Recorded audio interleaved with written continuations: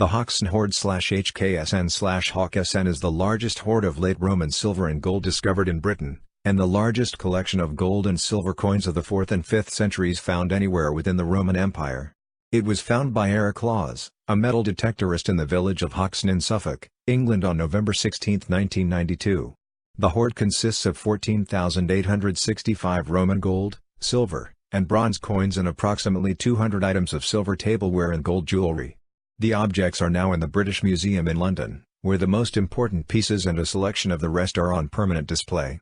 In 1993, the Treasure Valuation Committee valued the hoard at £1.75 million, roughly equivalent to £3.27 million in 2016. The hoard was buried as an oak box or small chest filled with items in precious metal, sorted mostly by type, with some in smaller wooden boxes and others in bags or wrapped in fabric.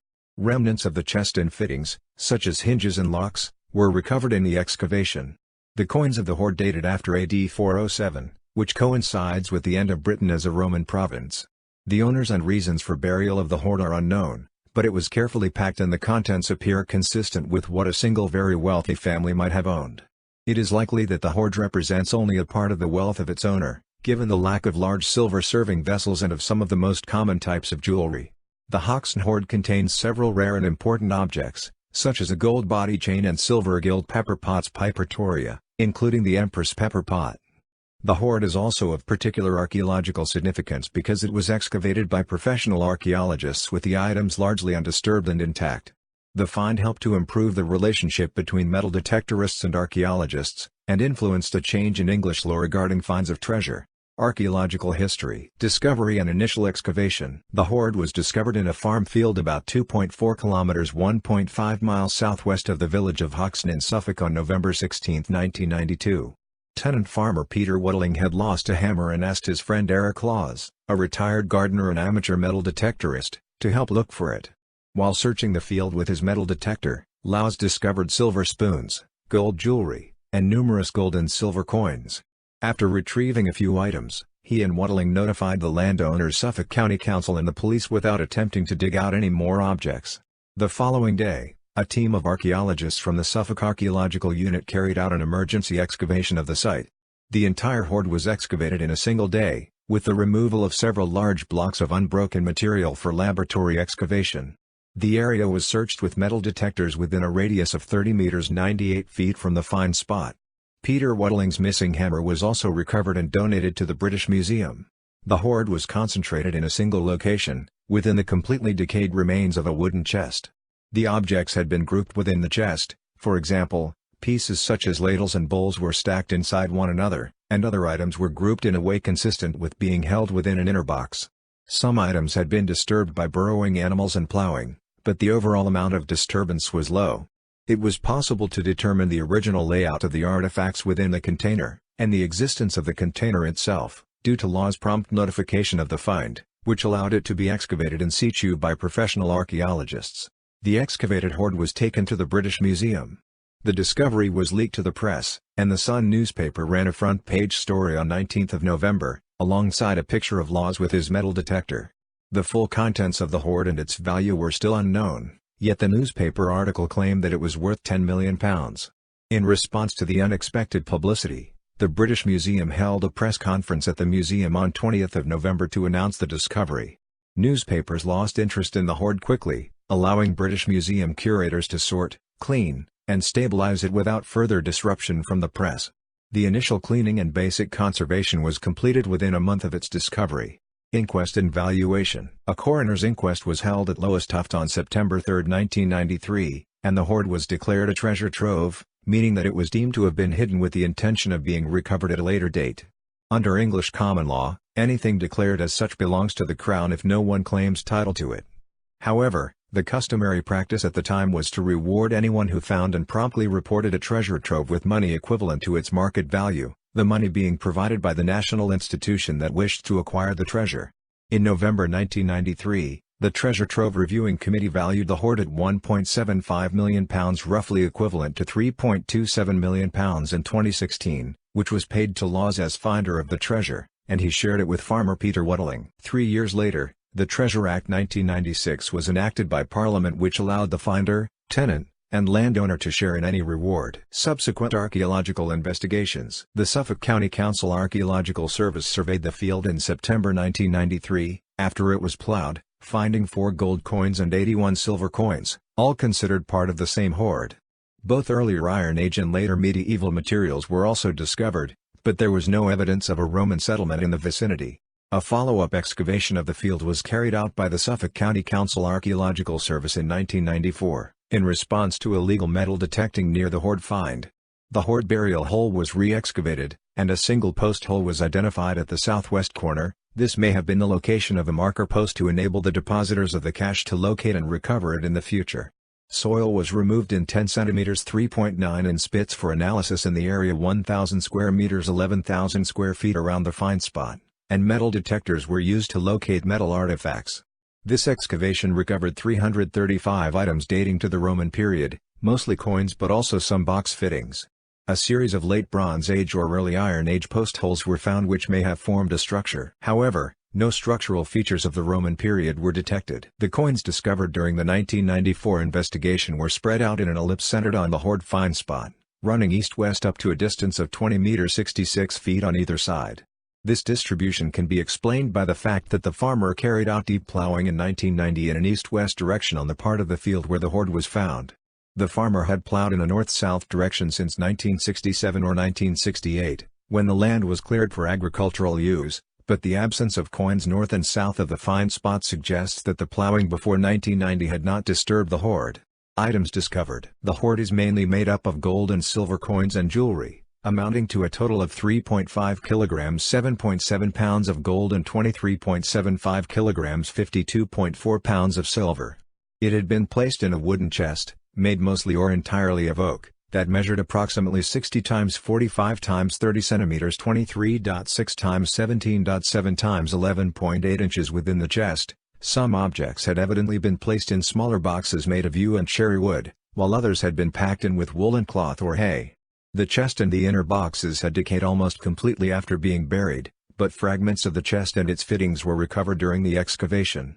The main objects found are 569 gold coins solidi, 14,272 silver coins, comprising 60 milliorenses and 14,212 silici, 24 bronze coins numi, 29 items of jewelry in gold, 98 silver spoons and ladles, a silver tigress, made as a handle for a vessel, 4 silver bowls and a small dish, 1 silver beaker, 1 silver vase or juglet, 4 pepper pots, including the empress pepper pot, toiletry items such as toothpicks, 2 silver locks from the decayed remains of wooden or leather caskets, traces of various organic materials, including a small ivory pyxis, coins. The Hoxne Hoard contains 569 gold solidi, struck between the reigns of Valentinian at 364-75 and Honorius 393-423, 14,272 silver coins, including 60 milliorenses and 14,212 silici, struck between the reigns of Constantine II 337-40 and Honorius, and 24 bronze numi.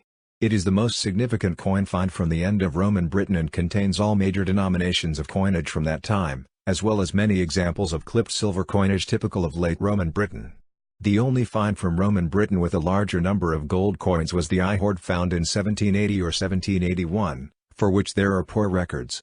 The largest single Romano-British hoard was the Cunicia hoard of 54,951 3rd-century coins, but these were debased radiates with little precious metal content. The Frome hoard was unearthed in Somerset in April 2010 containing 52,503 coins minted between 253 and 305, also mostly debased silver or bronze.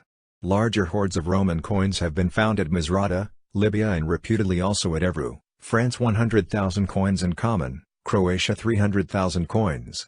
The gold solidi are all close to their theoretical weight of 4.48 grams 1/72 of a Roman pound. The fineness of a solidus in this period was 99% gold. The total weight of the solidi in the hoard is almost exactly 8 Roman pounds, suggesting that the coins had been measured out by weight rather than number. Analysis of the silici suggests a range of fineness of between 95% and 99% silver, with the highest percentage of silver found just after a reform of the coinage in 368. Of the silici, 428 are locally produced imitations, generally of high quality and with as much silver as the official silici of the period. However, A handful are cliché forgeries where a core of base metal has been wrapped in silver foil. Historical spread and minting. Coins are the only items in the Hoxne Hoard for which a definite date and place of manufacture can be established. All of the gold coins, and many of the silver coins, bear the names and portraits of the emperor in whose reign they were minted. Most also retain the original mint marks that identify where they were minted, illustrating the Roman system of regional mints producing coins to a uniform design. The coin's manufacture has been traced back to a total of 14 sources: Trier, Arles and Lyon in Gaul, Ravenna, Milan, Aquileia, Rome in modern Italy, Sicia modern Croatia, Sirmium modern Serbia, Thessaloniki Greece, Constantinople, Cyzicus, Nicomedia, and Antioch modern Turkey. The coins were minted under 3 dynasties of Roman emperors. The earliest are the successors of the Constantinian dynasty, followed by the Valentinianic emperors, and finally the Theodosian emperors. The collegiate system of rule or consortium imperii meant that imperial partners would mint coins in each other's names at the mints under their jurisdiction. The overlapping reigns of Eastern and Western emperors often allow changes of type to be dated to within part of a reign.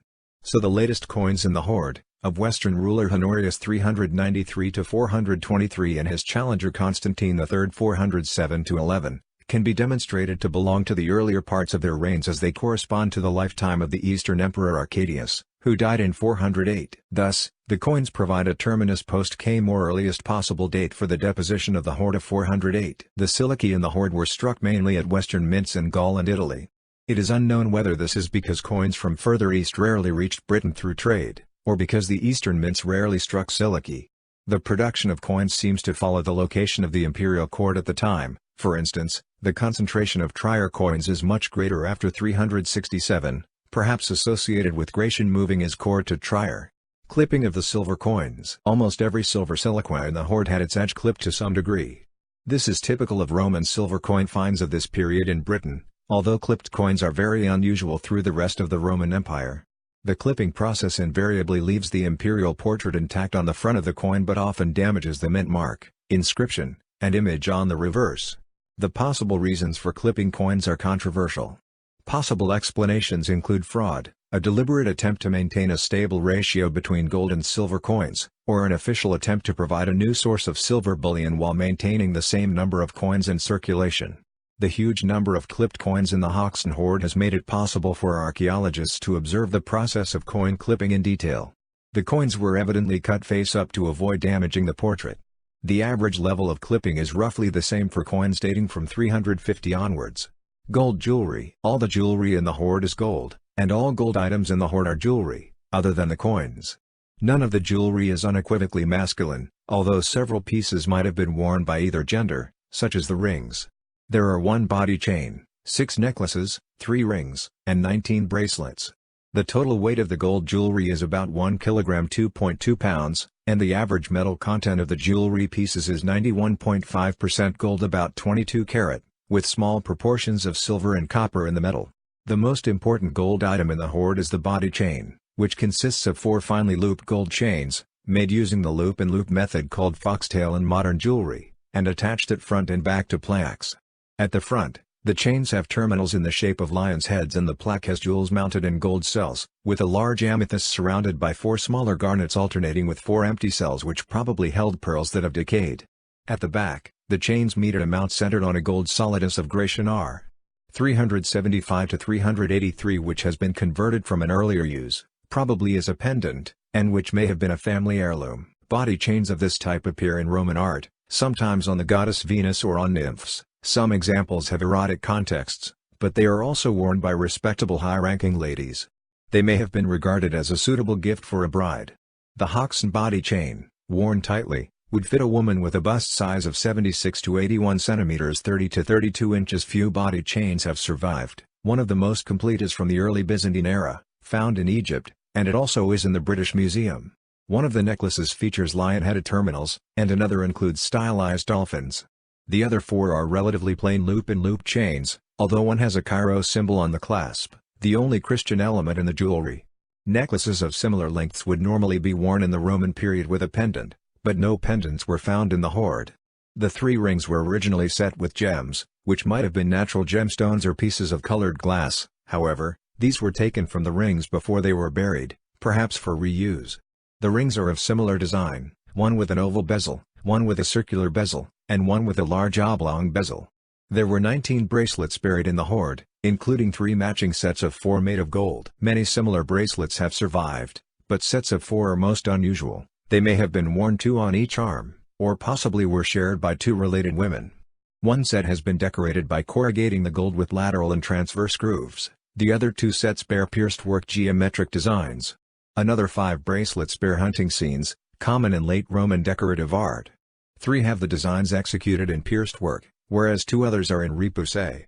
One bracelet is the sole gold item in the hoard to carry an inscription. It reads Vtir Felix Domina Evlian in Latin, meaning use this happily, Lady Julianne. The expression Utere Felix or sometimes Ut Felix is the second most common inscriptional formula on items from Roman Britain and is used to wish good luck, well-being, and joy. The formula is not specifically Christian, but it sometimes occurs in an explicitly Christian context, for example, together with a Cairo symbol. The jewelry may have represented the reserve items rarely or never used from the collection of a wealthy woman or family. Some of the most common types of jewelry are absent, such as brooches, pendants, and earrings. Items set with gems are notably missing, although they were very much in the taste of the day. Catherine Johns, former senior curator for Roman Britain at the British Museum, speculates that the current or favorite jewelry of the owner was not included in the hoard. Silver items. The hoard contains about 100 silver and silver gilt items. The number is imprecise because there are unmatched broken parts. They include a statuette of a leaping tigress, made as a handle for an object such as a jug or lamp, 4 pepper pots Pipertoria, a beaker, a vase or juglet, a small jug, 4 bowls, a small dish, and 98 silver spoons and ladles. The beaker and juglet are decorated with similar leaf and stem patterns, and the juglet has 3 gilded bands. In contrast, the small bowls and dish are plain, and it is presumed that the owners of the hoard had many more such items, probably including the large decorated dishes found in other hoards. Many pieces are gilded in parts to accentuate the decoration. The technique of fire gilding with mercury was used, as was typical at the time. Pipertoria. The pepper pots include one vessel, finely modeled after a wealthy or imperial lady, which soon became known as the Empress Pepper Pot. Note 1. The woman's hair, jewelry, and clothing are carefully represented, and gilding is used to emphasize many details. She is holding a scroll in her left hand, giving the impression of education as well as wealth. Other pepper pots in the hoard are modeled into a statue of Hercules and Antaeus, an ibex, and a hare and hound together. Not all such spice dispensers held pepper. They were used to dispense other spices as well, but are grouped in discussions as pepper pots. Each of those found in this hoard has a mechanism in the base to rotate an internal disc, which controls the aperture of 2 holes in the base. When fully open, the containers could have been filled using a funnel. When part open, they could have been shaken over food or drink to add the spices. Pipertorium is generally translated as pepper pot, and black pepper is considered the most likely condiment these were used for. Pepper is only one of a number of expensive, high-status spices which these vessels might have dispensed, however. The Pipertoria are rare examples of this type of Roman silverware, and according to Johns, the Hoxne finds have significantly expanded the date range, the typology and the iconographic scope of the type. The trade and use of pepper in this period has been supported with evidence of mineralized black pepper at 3 northern Provence sites recovered in the 1990s. Note 2. And from the Vindolanda tablets which record the purchase of an unspecified quantity of pepper for 2 denarii. Archaeological sites with contemporary finds have revealed spices, including coriander, poppy, celery, dill, summer savory, mustard, and fennel. Note 3. They just couldn't get enough of it. Wars were fought over it.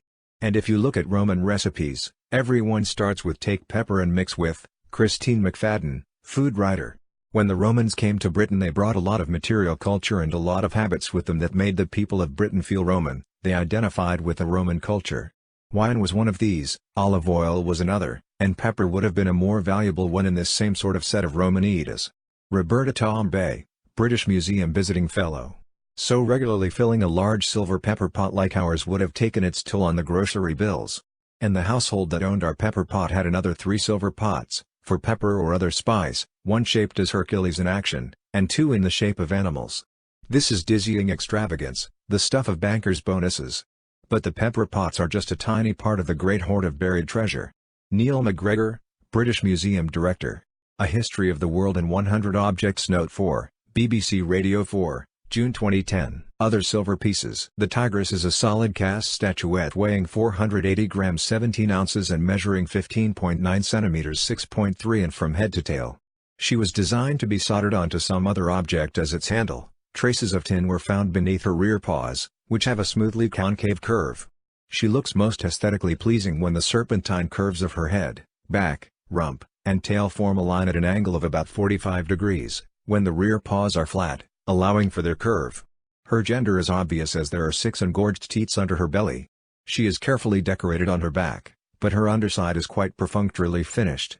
Her stripes are represented by 2 engraved lines, with a black and yellow inlay between them, in most places not meeting the engraved lines. Neither her elongated body, nor the distribution of the stripes are accurate for the species. She has a long dorsal stripe running from the skull along the spine to the start of the tail, which is typical of tabby cats rather than tigers. The figure has no stripes around her tail, which thickens at the end, suggesting a thick fur tip as in a lion's tail, which tigers do not have, although Roman art usually gives them one. The large collection of spoons includes 51 cochlearia, which are small spoons with shallow bowls and long, tapering handles with a pointed end which was used to pierce eggs and spear small pieces of food as the Romans did not use forks at the table. There are 23 cygni, which are much rarer, having large rather shallow spoons with shorter, bird-headed handles, and about 20 deep round spoons or small ladles and strainer spoons. Many are decorated with abstract motifs and some with dolphins or fanciful marine creatures. Many of the spoons are decorated with a Christian monogram cross or Chi-Rho symbol, and sometimes, also with the Greek letters Alpha and Omega, an appellation for Jesus, who is described as the Alpha and Omega in the Book of Revelation. 3 sets of 10 spoons, and several other spoons, are decorated with such Christian symbols. As is often the case with Roman silver spoons, many also have a Latin inscription on them, either simply naming their owner or wishing their owner long life. In total, 8 different people are named, 7 on the spoons, and 1 on the single beaker in the hoard: Aurelius Ursusinus, Dacianus, Euherius, Faustinus, Peregrinus, Quintus, Sanctus, and Silvicola. The most common name is Aurelius Ursusinus, which occurs on a set of 5 cochlearia and 5 ladles. It is unknown whether any of the people named in these inscriptions would have been involved in hiding the hoard or were even alive at the time it was buried. Although only one of these inscriptions is explicitly Christian, vivas in Dio, inscriptions on silver spoons comprising a name followed by vivas or vivite usually can be identified as Christian in other late Roman hoards. For example, the Mildenhall treasure has 5 spoons, 3 with Chi-Rho monograms, and 2 with vivas inscriptions: Pascentia vivas and Pepitida vivas. The formula Vir bone vivas also occurs on a spoon from the Thetford hoard, but whereas the Thetford hoard spoons have mostly pagan inscriptions, for example De Fani Medugini of the god Faunus Meduginus the Mede begotten, the Hoxne Hoard does not have any inscriptions of a specifically pagan nature, and the hoard may be considered to have come from a Christian household or households. It often is assumed that Roman spoons with Chi-Rho monograms or the vivas in Dio formula are either christening spoons, perhaps presented at adult baptism, or were used in the Eucharist ceremony, but that is not certain. There are also a number of small items of uncertain function, described as toiletry pieces. Some are picks, others perhaps scrapers, and 3 have empty sockets at one end, which probably contained organic material such as bristle, to make a brush. The size of these would be appropriate for cleaning the teeth or applying cosmetics, among other possibilities. The average purity of the silver items is 96%. The remainder of the metal is made up of copper and a small amount of zinc, with trace amounts of lead, gold, and bismuth present. The zinc is likely to have been present in a copper brass used to alloy the silver when the objects were made, and the lead, gold, and bismuth probably were present in the unrefined silver ore. Iron and organic materials. The iron objects found in the hoard are probably the remains of the outer wooden chest. These consist of large iron rings, double-spiked loops and hinges, strap hinges, probable components of locks, angle brackets, wide and narrow iron strips, and nails. Organic finds are rarely well documented with hoards because most coin and treasure finds are removed hastily by the finder or have previously been disrupted by farm work rather than excavated. The Hoxne organic finds included bone, wood, other plant material, and leather. Small fragments were found from a decorated ivory pyxis, a cylindrical lidded box, along with more than 150 tiny shaped pieces of bone inlay or veneer, probably from a wooden box or boxes that have decayed. Minuscule fragments of wood adhering to metal objects were identified as belonging to 9 species of timber, all native to Britain. Wood traces associated with the iron fittings of the outer chest established that it was made of oak. Silver locks and hinges were from 2 small wooden boxes or caskets, one made of decorative cherry wood and one made of yew. Some wheat straw survived from padding between the plain silver bowls, which also bore faint traces of linen cloth.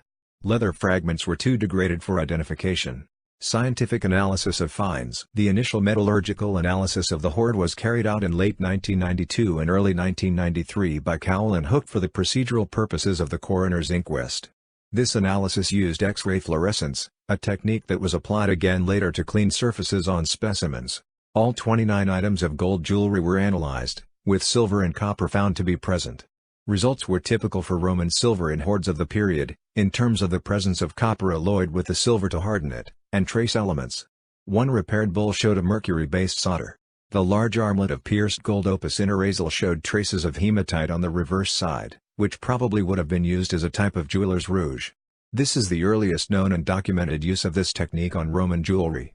Gilt items show the presence of mercury, indicating the mercury gilding technique.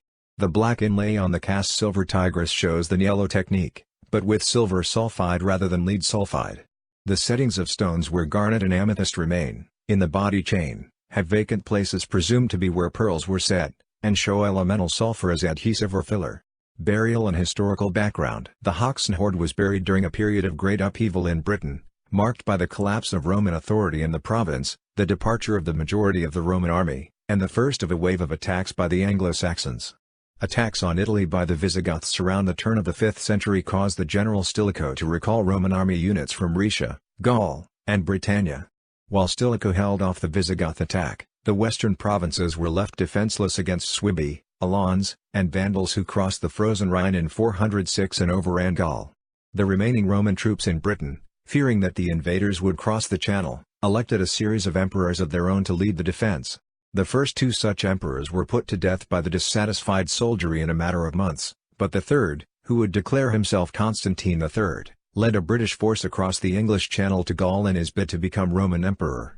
After scoring victories against the barbarians in Gaul, Constantine was defeated by an army loyal to Honorius and beheaded in 411. Meanwhile, Constantine's departure had left Britain vulnerable to attacks from Saxon and Irish raiders.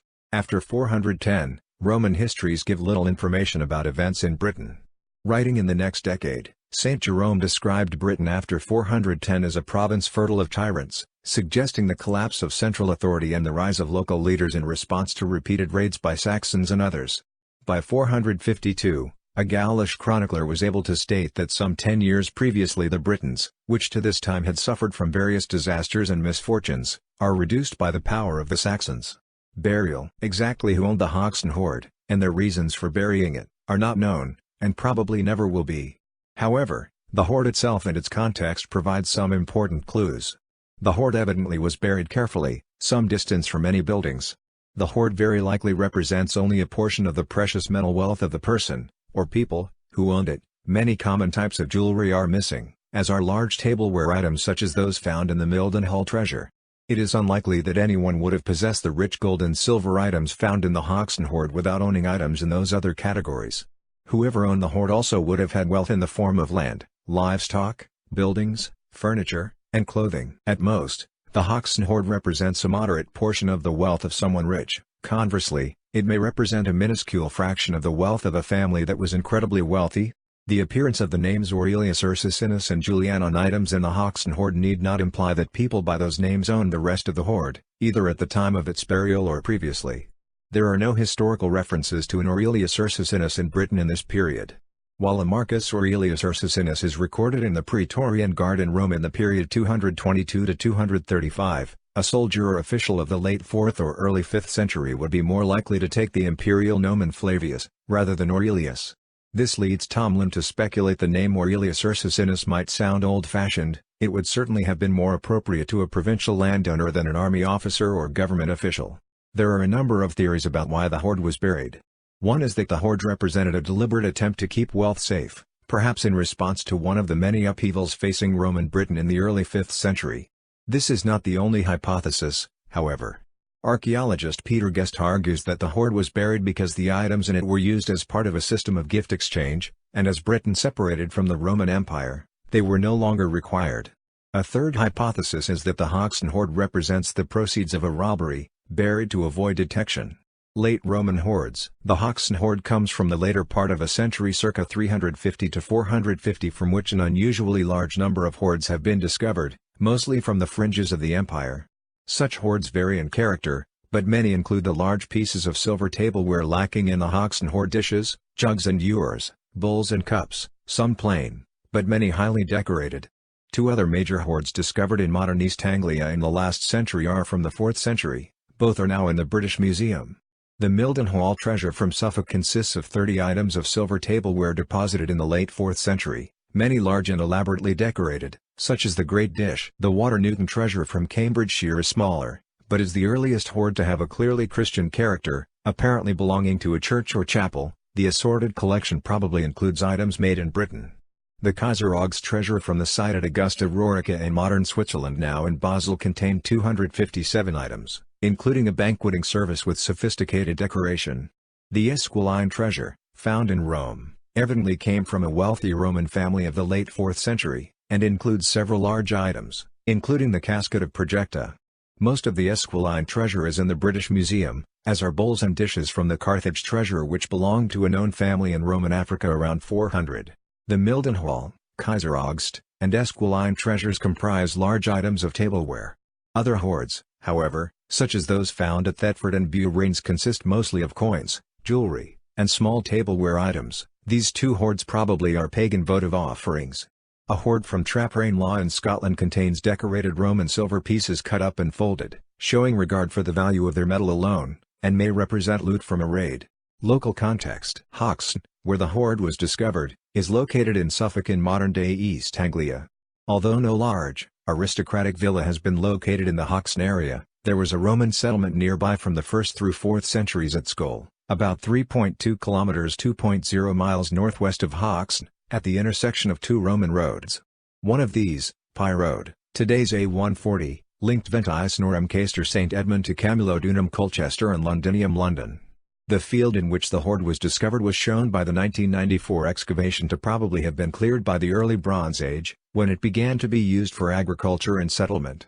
Some settlement activity occurred near the hoard find spot by the first half of the 1st millennium BC, but there is no evidence of Roman buildings in the immediate vicinity. The field where the hoard was deposited may have been in cultivation during the early phase of the Roman period, but the apparent absence of 4th century coins suggests that it may have been converted to pasture or else had reverted to woodland by that time. The Hoxne hoard is not the only cache of Roman treasure to have been discovered in the area. In 1781 some laborers unearthed a lead box by the river at Clint Farm in 4.8 kilometers (3.0 miles) south of Skull and 3.2 kilometers (2.0 miles) southwest of Hoxne. The box contained about 600 Roman gold coins dating to the reigns of Valens and Valentinian I reigned 364 to 375, Gratian 375 to 383, Theodosius I 378 to 395, Arcadius 395 to 408, and Honorius 393 to 423. This was the largest hoard of Roman gold coins ever discovered in Britain, but the coins were dispersed during the 18th and 19th centuries, and cannot now be easily identified in coin collections. As a result, the relationship, if any, between the hoard and that in Hoxne cannot be determined, even if the proximity suggests they may have been related. Soon after the Hoxne hoard was discovered, there was speculation, based on the name Faustinus engraved on one of the spoons, that it may have come from the Villa Faustini that is recorded in Itinerary V of the Antonine Itinerary. The exact location of Villa Faustini is unknown, but as it was the first station after Colchester, it is believed to have been somewhere on the Pye Road modern A140, and one of the possible locations for it is the modern village of Skull, only a couple of miles from Hoxne. This early theory has since been rejected, however, because Faustinus was historically a common name, and it only occurs on a single spoon in the hoard. Furthermore, the logic of using inscriptions on individual items in the hoard to determine ownership of the hoard as a whole is considered flawed. Based on the dating of the coins in the hoard, the majority of which belong to the period 394 to 405, it also has been speculated that the contents of the hoard originally belonged to a military family that accompanied Count Theodosius to Britain in 368 to 369, and which may have left with Constantine III in 407. Acquisition, display, and impact. The hoard was acquired by the British Museum in April 1994. As the museum's entire purchase fund amounted to only £1.4 million at the time, The hoard had to be purchased with the assistance of donors that included the National Heritage Memorial Fund, the National Art Collections Fund, now the Art Fund, and the J. Paul Getty Trust. The grants from these and other benefactors enabled the museum to raise the £1.75 million needed for the acquisition. Items from the hoard have been on display almost continuously since the treasure was received at the British Museum. Some items were displayed at the museum as early as September 1993 in response to public interest. Much of the hoard was exhibited at Ipswich Museum in 1994 to 1995. From 1997, the most important items went on permanent display at the British Museum in a new and enlarged Roman Britain Gallery Room 49, alongside the roughly contemporary Thetford hoard, and adjacent to the Mildenhall treasure, which contains large silver vessels of types that are absent from the Hoxne Hoard. Some items from the Hoxne Hoard were included in Treasure Finding Our Past, a touring exhibition that was shown in 5 cities in England and Wales in 2003. A perspex reconstruction of the chest and inner boxes in which it was deposited was created for this tour, showing the arrangement of the different types of items with sample items inside. It is now part of the permanent display in London, along with other items laid out more traditionally. The first comprehensive research on the hoard was published in the full catalogue of the coins by Peter Guest in 2005, and the catalogue of the other objects by Catherine Johns in 2010. The hoard was third in the list of British archaeological finds selected by experts at the British Museum for the 2003 BBC television documentary Our Top 10 Treasures, which included archive footage of its finder, Eric Laws, and the Empress Pepper Pot was selected as item 40 in the 2010 BBC Radio 4 series A History of the World in 100 Objects. The discovery and excavation of the Hoxne Hoard improved the relationship between the archaeological profession and the community of metal detectorists. Archaeologists were pleased that Laws reported the find promptly and largely undisturbed, allowing a professional excavation. Metal detectorists noted that Laws' efforts were appreciated by the archaeological profession. The Treasure Act 1996 is thought to have contributed to more hoards being made available to archaeologists. The act changed the law so that the owner of the land and the person who finds the hoard have a strong stake in the value of the discovery. The manner of the finding of the Hoxne Hoard by metal detector, and its widespread publicity, contributed to changing the previous system of common law for dealing with treasure trove into a statutory legal framework that takes into account technology such as metal detectors, provides incentives for treasure hunters to report finds, and considers the interests of museums and scholars.